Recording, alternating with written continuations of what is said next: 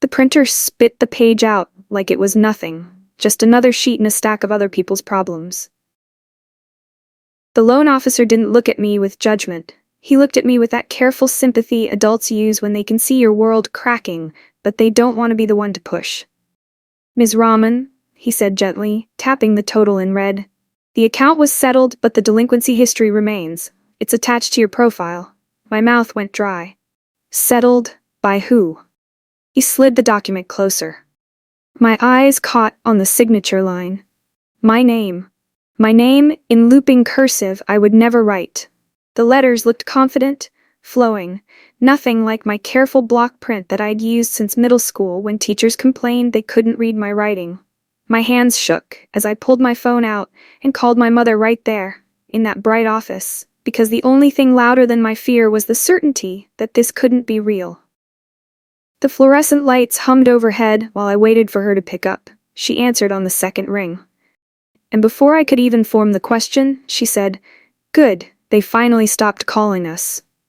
The relief in her voice hit me like ice water. She knew. She knew exactly why I was calling, and she was pleased about it. My throat locked up so hard it felt like swallowing glass. The air in the bank office suddenly felt too thick, too warm, like I was breathing through cotton. "Mom," I whispered, gripping the phone tighter. "Why are you saying us?" She exhaled like I was being difficult, like I was inconveniencing her with my shock. "Layla, don't start. We did what we had to do. You should be grateful we handled it." Grateful, that word echoed in my head like a slap. I stared at the fake signature again and something inside me went cold, not rage like fire, rage like ice, clean and sharp and deadly quiet. Because I understood in that second, they weren't confessing, they weren't sorry, they were claiming credit. They thought they had done something clever, something I should thank them for. My mother kept talking, voice breezy, like she was discussing what to make for dinner. "We used your name to settle the debt. It's done. We're safe now. So stop panicking and be grateful." That was the moment my life split into before and after. The moment I realized my parents had turned my identity into their emergency fund. My parents used my name to settle their debt and told me to be grateful. I agreed, and I didn't argue. I didn't cry. I didn't even raise my voice. The loan officer was watching me with growing concern, probably wondering if I was about to have a breakdown in his office. I just said, very softly into the phone, "Okay." And the scariest part is, I meant it. Not because I accepted it, because I had just decided what I was going to do next. My voice stayed calm as I told my mother I had to go. I hung up and looked at the loan officer, who was still holding the papers with my forged signature. "Can I get copies of everything?" I asked. "All the documentation, payment history, settlement details?" He nodded slowly. "It might take a few days to compile everything." "That's fine," I said. "I'll wait." Walking out of that bank, I felt something I'd never felt before. Not panic, not fear, clarity. Cold, sharp, purposeful clarity. For 26 years, I had been the good daughter, the one who never caused trouble, the one who always said yes. But as I sat in my car staring at those papers, I realized something important. I was done saying yes. "My name is Layla Rahman. I'm 26. I work in payroll compliance at a mid-sized firm in downtown Seattle. Numbers, records, approvals, audits. The kind of job where one financial irregularity can follow you like a shadow, whispering doubts into every background check for the rest of your career. Growing up, I was always the stable one in our family. My parents called it maturity when I helped with bills at 15. My relatives called me a good daughter when I worked 2 jobs to pay for my own college. My friends called me responsible when I was the only one who showed up to everything on time. But it was really just training. Training to swallow discomfort without complaint. Training to keep peace at any cost. Training to be useful to people who mistook my compliance for love. Our 2-story house in Tacoma always looked fine from the outside. Trim lawn that my father mowed religiously. Holiday lights that went up the day after Thanksgiving. Polite smiles at community events where my parents played their roles perfectly. Inside, money was a ghost that haunted every room. My father would slam cabinet doors when bills arrived. My mother would speak in prayers that sounded suspiciously like threats to the universe. "Allah will provide," she'd whisper, but her eyes always landed on me when she said it. When I was 19, my dad asked for a small loan from my savings account. Just $500. Just until his next paycheck. Just this once. I handed it over because I didn't know how to say no in my own home. I was still living there, still dependent on their approval for 1,000 small daily kindnesses. I never saw that money again. When I asked about it 3 months later, my mom looked at me like I was being petty. "Don't count what you do for family," she said. That sentence became the leash around my neck. Every time I wanted something for myself, new clothes, a night out, savings for my own place, that phrase would echo. Don't count what you do for family. As if keeping track was selfish. As if boundaries were betrayal. But now, sitting in my car outside that bank, I realized something. My parents had been counting what I did for them. They'd been keeping a ledger I never got to see. And when it came time to cash out, they'd used my name without asking. Back in that bank office, I had asked the loan officer for everything. Dates, payment history, the settlement paperwork, the contact logs. Every scrap of evidence that my signature had been forged. That night, I drove to my parents' house with the papers in my bag, like a weapon I wasn't ready to lift yet. Their house looked exactly the same as always. Warm light spilling from the kitchen window. The smell of my mother's cooking drifting out whenever someone opened the front door. My mother served rice like it was a normal Tuesday. My father avoided my eyes like he couldn't decide whether to be ashamed or entitled. "We did it for the family," he said finally, voice low. The debt collectors were getting aggressive. They were threatening to take the house. My mother leaned forward, her voice taking on that reasonable tone she used when she was trying to manage me. "You have no kids. No mortgage. Your credit can recover. But we would have lost everything." That's when I did it. The thing that saved me. I nodded. I smiled a little. I said, "Okay. I understand." And my parents relaxed. Their shoulders dropped. My mother actually smiled, because my silence had always meant surrender before. My compliance had always been something they could count on. They didn't realize my okay was a door closing. They thought it was the same door opening again, the one they'd been walking through my whole life. But I had changed the locks. I went home to my small apartment and opened a notebook. Plain, cheap, lined paper from the dollar store. Nothing that would look important if anyone found it. On the first page, I wrote one word in black ink: evidence. Then I started listing facts, dates, conversations, exact phrases from that afternoon's dinner. I wrote down everything I could remember about the loan, the debt collectors, the timeline. I screenshotted my mother's texts from the past few months. I saved call logs. I requested written copies of documents from the bank.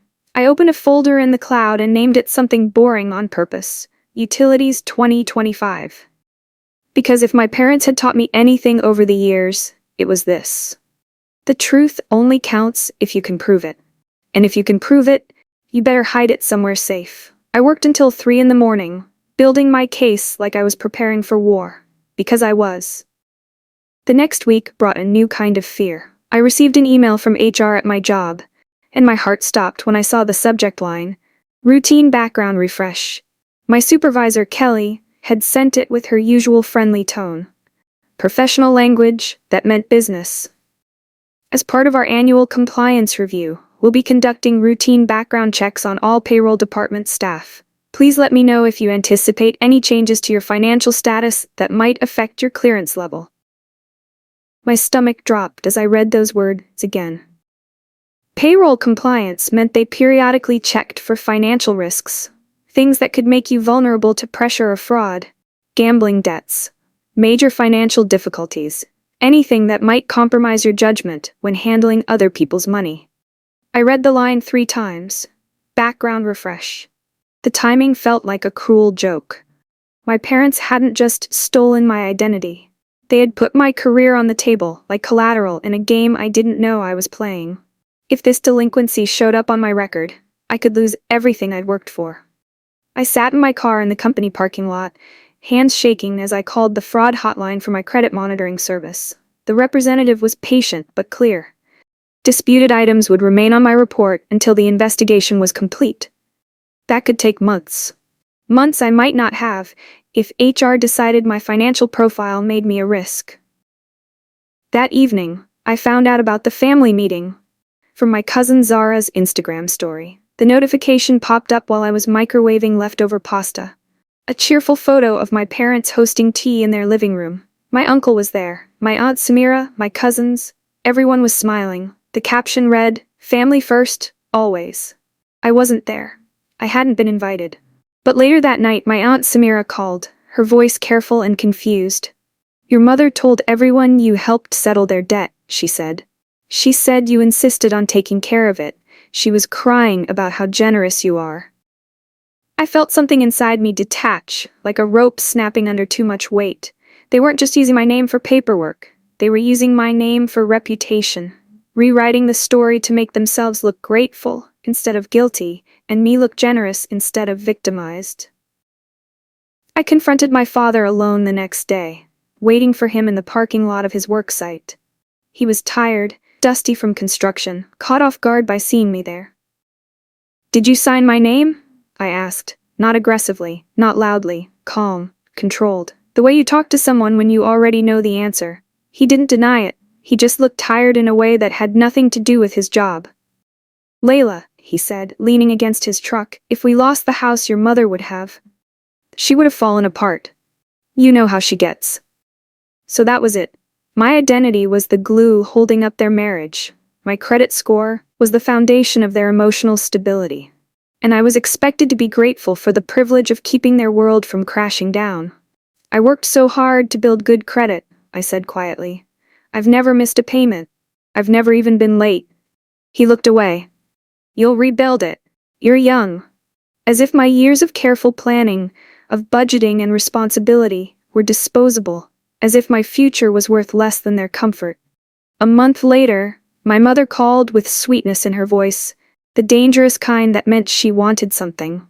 "Good news," she said, her tone bright and brittle. "We're almost through the worst of it. Things are looking up." Then she paused, and I could hear her smile through the phone. The smile she used when she was about to ask for something she knew was unreasonable. "We just need one more thing." My fingers went numb around the phone. "What thing?" "A consolidation loan," she said quickly, like saying it fast would make it reasonable. "In your name, just to clean up the last of it. Get us back on solid ground." There it was. The real reason they weren't sorry. The real reason they had rewritten history to make me look like a willing participant, because they weren't finished. This wasn't about one debt. This was about turning my identity into their personal bank. And they thought I would go along with it because I always had before. "How much?" I asked, my voice steady. 25,000, maybe 30. Just to be safe. Just to be safe. Like my financial future was a life jacket they could use whenever they felt like drowning. I didn't explode. I didn't cry. I didn't hang up. I let my mother explain her plan, dates, amounts, how I should trust them to make the payments, how this was really an investment in the family's future, how I should think of it as helping everyone, not just them. And while she spoke, I recorded the call. Not illegally. I had checked. My state allowed one-party consent. I'd looked up the law twice to be sure. When she finished her pitch, she said, "So you'll do it right? For the family?" I breathed in slowly, steadying myself for the performance, and I gave her exactly what she wanted to hear. "Let me think about it," I said. "I want to help. I just need to figure out the details." "Of course, sweetheart. Take your time. But don't take too long. The rates are only good for another week." Then I hung up and opened my evidence notebook. Under the growing list, I wrote 3 words that felt like a victory. She admitted intent. The bank's fraud department contacted me 2 days later, after I filed my formal dispute. The investigator's voice was professional but warm, like someone who dealt with family financial betrayal more often than I wanted to think about. "Miss Rahman, I need to ask you some questions about document security. Do your parents have access to your personal papers?" I almost said no automatically.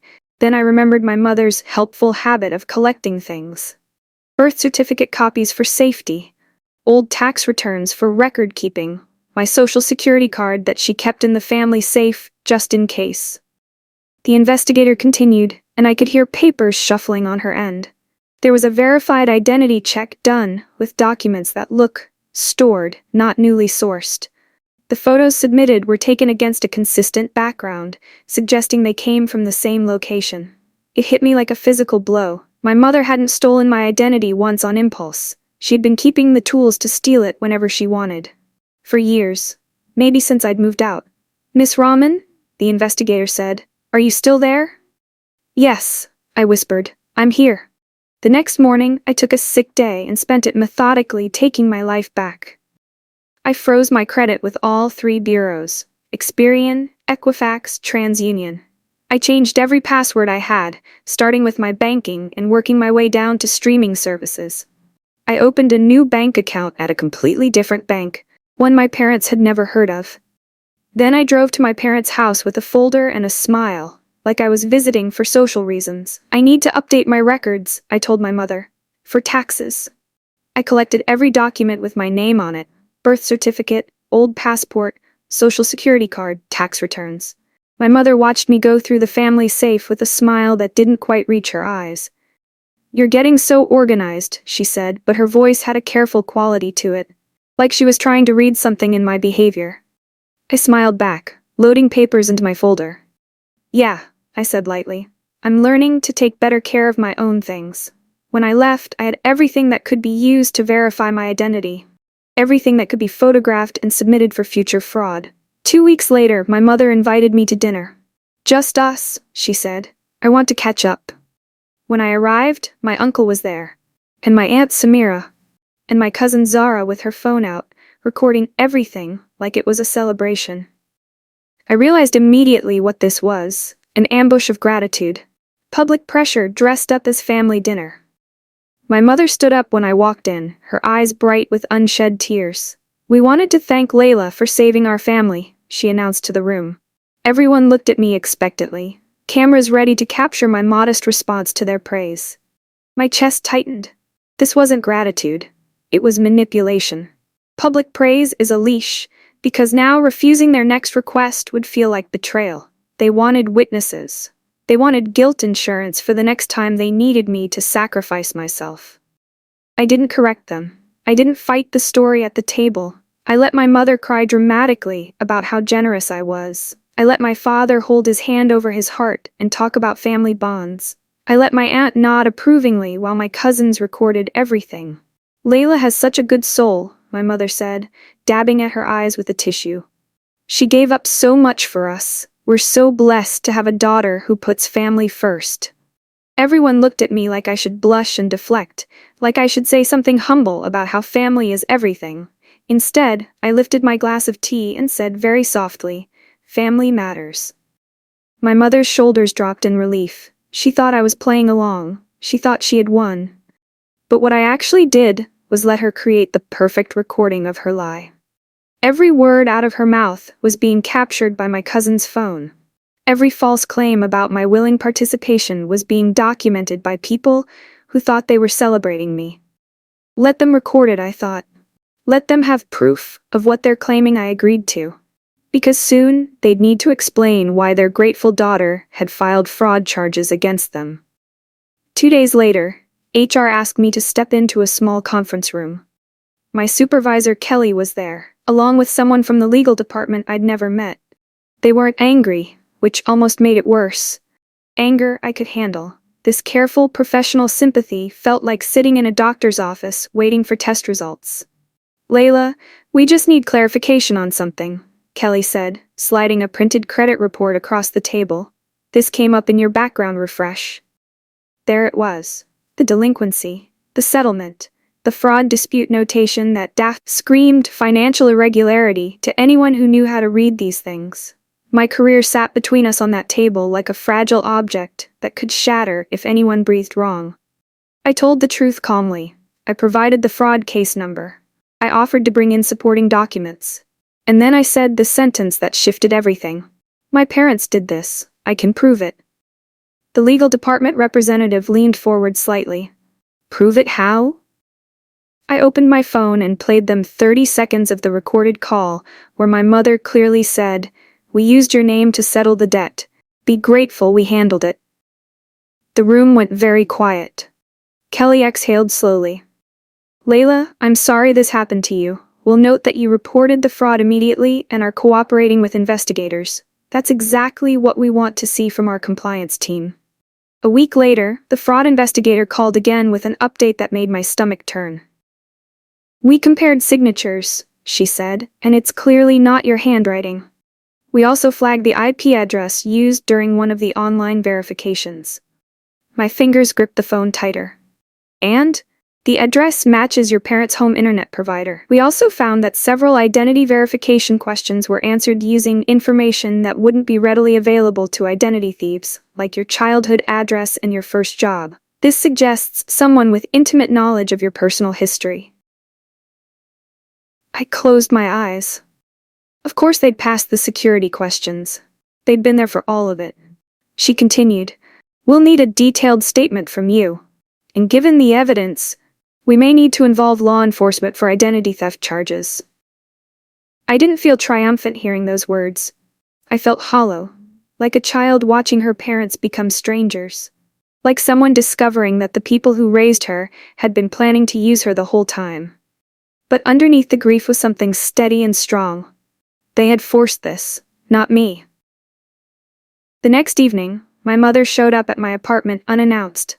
I saw her through the peephole, pacing on my doorstep like a caged animal. I didn't open the door fully, I kept the chain on. Her face was tight, her usual composure cracking around the edges. "Why are there people calling your father?" "Official people." I held my voice level, even though my heart was racing. "Because you used my name." Her eyes flashed with something between panic and rage. "We raised you, we fed you, clothed you, put a roof over your head. You owe us." And there it was, the real belief that had been driving everything. That my childhood wasn't a gift they'd given me, but a debt I'd never finished paying. That my adulthood belonged to them the same way my childhood had. That I was property, not a person. I said, very calmly, "Tell the investigator the truth. Tell them you did it. Cooperate with them. Return what you took from my credit." She laughed once, sharp, dismissive, almost hysterical. "They won't do anything," she said, leaning closer to the crack in my door. "You're our daughter. You'll fold. You always do. You're too soft to actually hurt your own family." She paused, her voice dropping to something cold and threatening.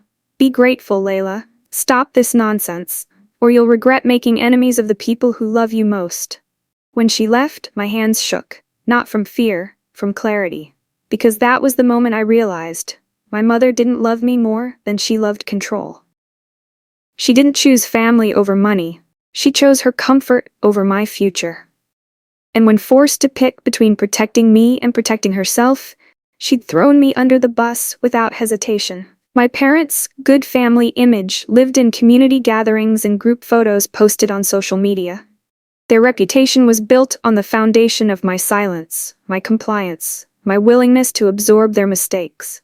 So when the formal inquiry letter arrived, addressed to my father, referencing identity theft, requesting cooperation with a federal investigation, my mother panicked. She tried to get ahead of it the way she always did, by controlling the narrative. At the next family gathering, she announced loudly to anyone who would listen, "Someone is trying to ruin us because they're jealous of our success." Then she looked directly at me, her eyes sharp with warning. "There are people who want to see good families torn apart." But my aunt, quiet Aunt Samira, who never challenged anyone, who always kept the peace, stood up from her chair and said something that cut through my mother's performance like a blade. "Sister, is it true you used Layla's name without permission?" My mother froze.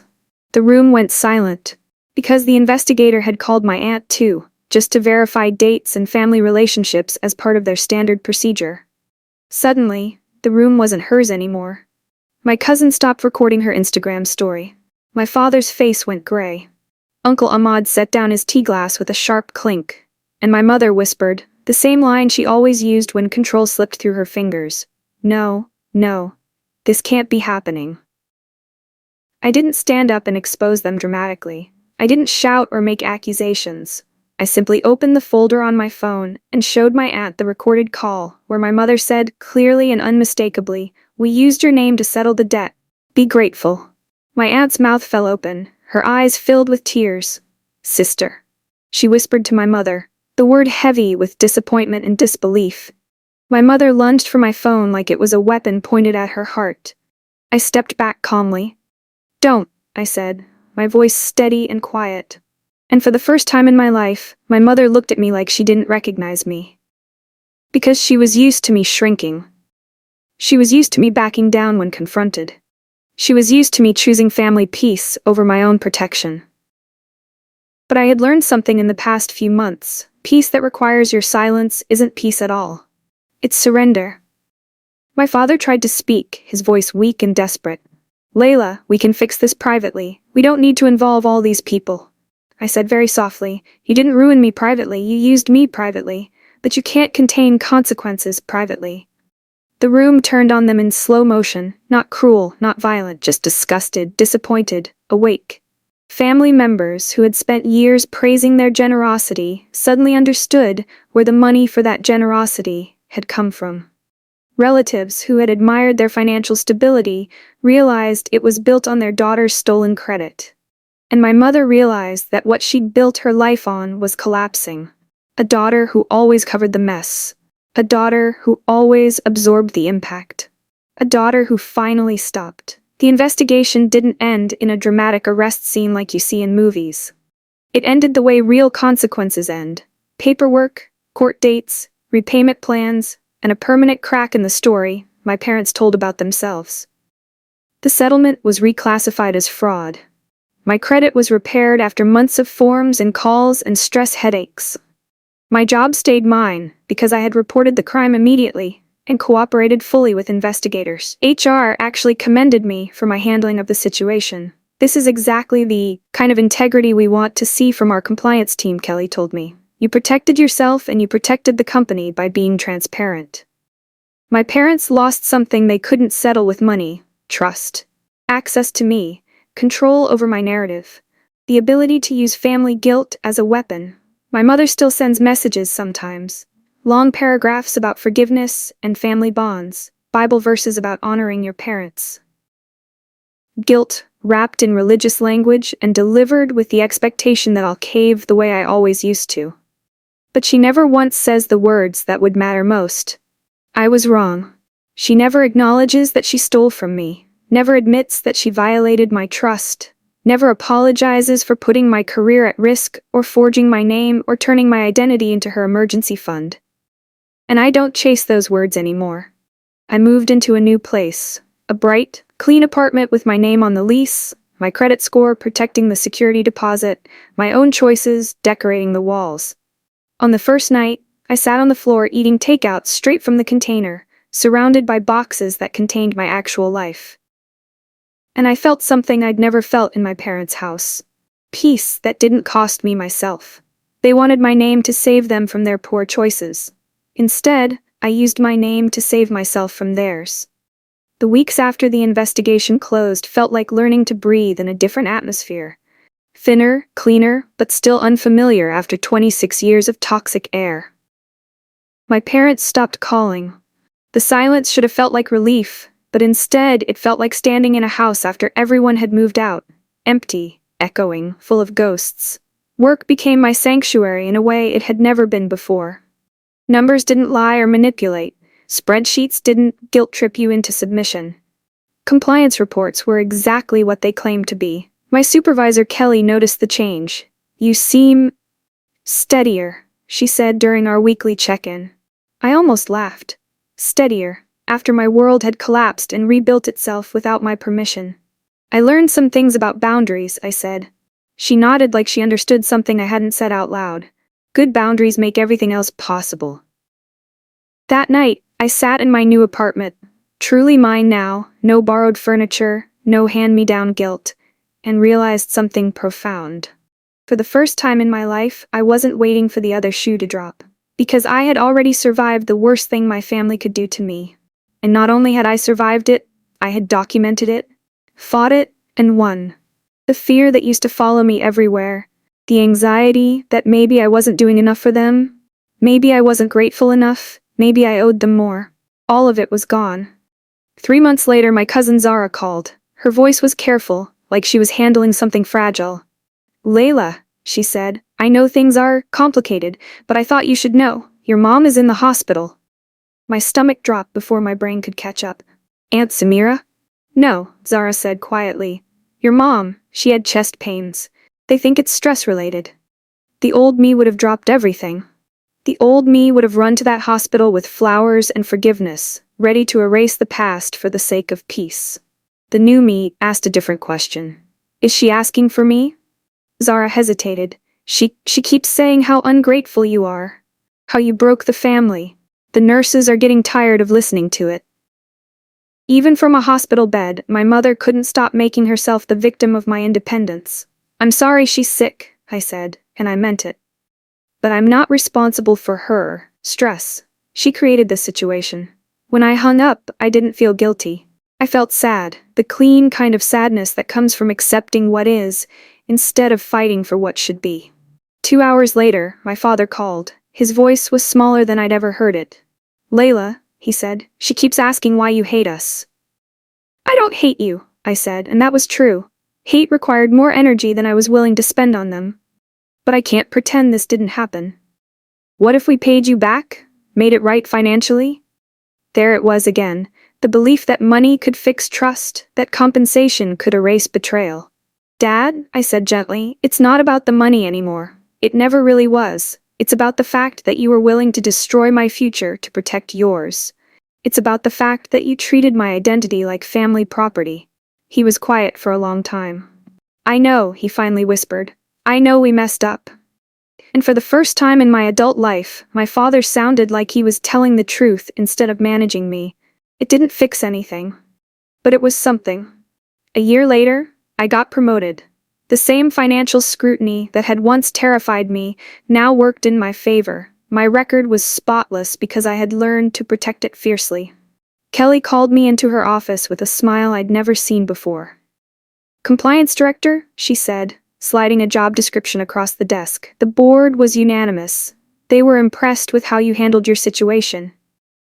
I stared at the title, the salary, the responsibilities. All mine because I had refused to let someone else's poor choices define my future. There's one thing, Kelly added. The position requires complete financial transparency, annual background checks, public disclosure of any irregularities, full audit trail of all personal financial activity. I almost laughed. That won't be a problem, I said, because for the first time in my life, I had nothing to hide. My credit was mine, my name was mine, my future was mine. Last month, my mother sent a card. No words inside, just her signature. Like she was testing the waters, seeing if I'd respond to the smallest possible gesture. I didn't throw it away, but I didn't respond either. It sits on my kitchen counter. A reminder that some people never stop hoping you'll go back to being who you were before you knew better. But I've learned something my parents never did. Love isn't taking what you need from someone else. It's creating space for them to become who they're meant to be. I am who I'm meant to be now. Not the family's solution to every financial crisis. Not the good daughter who absorbs every shock.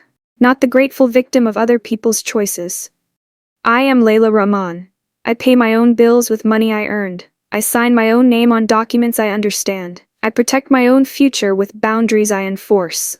And if you were in my position, if the people who raised you used your identity like a tool and told you to be grateful, would you keep protecting their image? Or would you do what I did, and finally let the truth collect its debt?